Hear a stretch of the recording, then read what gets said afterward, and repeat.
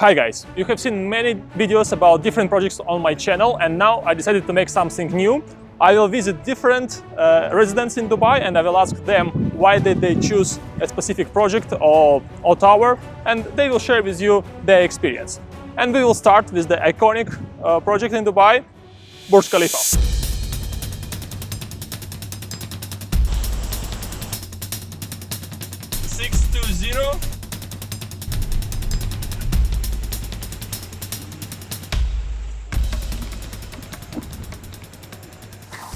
Okay guys, so I'm right now at my friend's place. This is Eugene. Hi Eugene.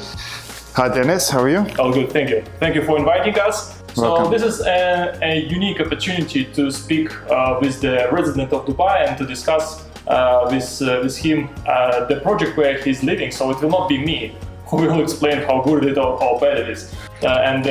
We basically will have a chance to hear it from the first hand. So, Eugene, can you please tell us a little bit about yourself? For how long do you live in Dubai, and what do you do here? Well, I've been here now for 9 years. This is my 10th year, and it's been quite a bit of time that I'm a resident of Dubai, and I feel like it's become home. It's become a place that I think of when I'm away, and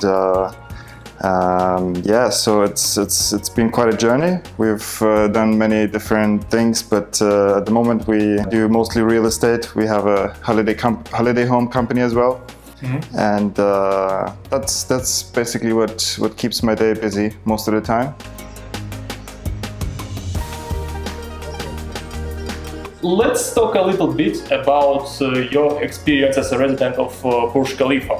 This is such an iconic place, everybody knows about it. When you were planning to move in over here, what were other options that you were considering? So, I mean, some other towers, developments, did you have any, or this was your main goal? I guess after working in this area of downtown and surrounding districts and knowing what the market has to offer, I was pretty clear on the fact of Burj Khalifa being the number one choice because of many different things that we can talk about, but yeah, Burj Khalifa was the only choice that you were. It was the only choice. It's kind of an obvious. And I've lived in the neighboring projects, and I have something to compare. And I'd say that definitely the whole of this area is rich in infrastructure. So it's definitely a good place to live anywhere around here. But Burj Khalifa is just unbeatable. Let me share my experience as a guest, as a visitor in Burj Khalifa, and then you will tell a little bit what the residents can experience here. Sure. So, when I'm coming to see Eugene, first of all, there is the guys on the gates. You tell them the code, they will let you in, so it's super secure. But I really like that they will take your car downstairs. Like, there is a valet parking, they will take care of you, and then the concierge will take you by hand and they will bring you to the elevator, and after that you can come to the exact floor and meet the residents. So from the guest perspective, there is no headache at all with the parkings, and you can feel that people are taking care over here of you.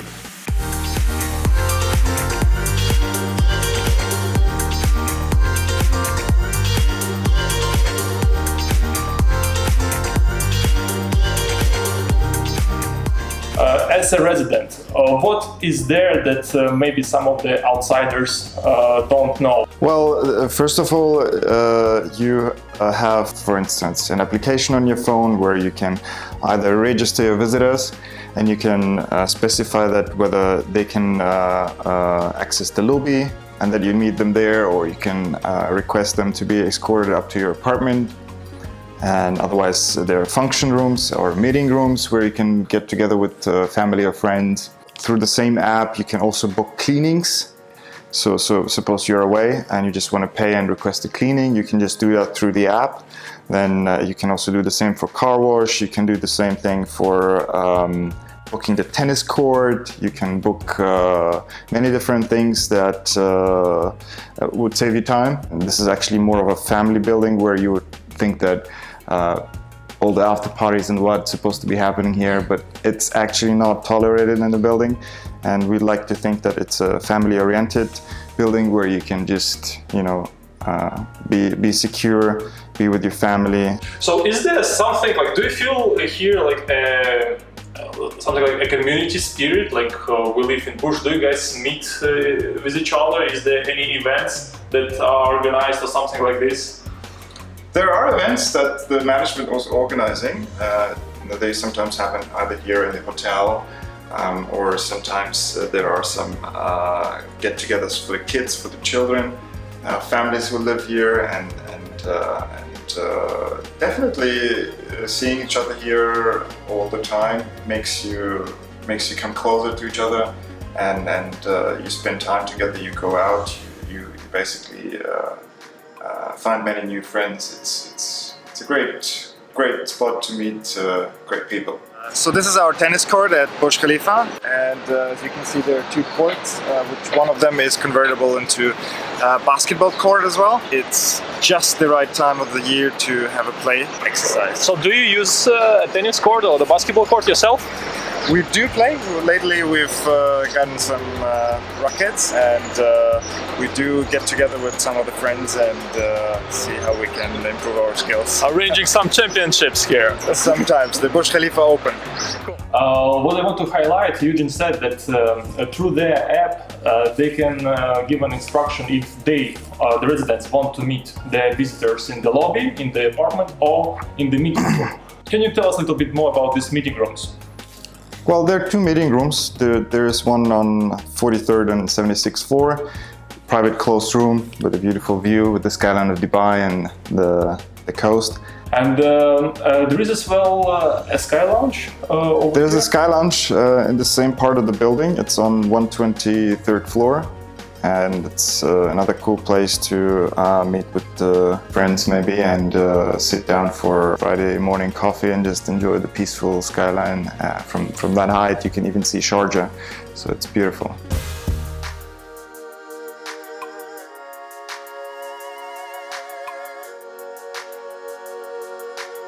Yeah, so you don't have to go to the Burj Khalifa at the top as a tourist, but you can go. Yeah, well, there are some privileges for being a resident, and we are very blessed and grateful for having these facilities. I see. As I know as well, it's directly connected to the Dubai Mall. That's right. How often do you use this feature? Is it like important for you, or you don't really use it? No, I think it's a big key factor on deciding to live in Burj Khalifa, because I know many families suppose that have their husband go to work, and then maybe they need access to whatever different things that you might require on day-to-day basis, and then instead of driving somewhere you can just go down to the mall, and it's connected, so even during summer you don't have to walk in the heat, and you can just access everything. Okay, Eugene, where we are right now? So these are the gardens, the Burj Khalifa gardens, and it's just right next to the tennis court, so don't be surprised if you find many of our tennis balls in the area here. And otherwise, after the tennis, it's a good place maybe for just to calm down, maybe a picnic, or just to meditate, become one with nature, which you definitely lack in Dubai. So this is the place where you can reunite and just access the gate to the fountains. You can end up in Dubai Mall just as good as in the Dubai Mall link. This is the private gated area, so only the residents can be here and their guests, right? Only residents. This is all a gated community, and you can still enjoy the fountains and just chill here. Best time of the year. It's still pleasant, and just enjoy the view.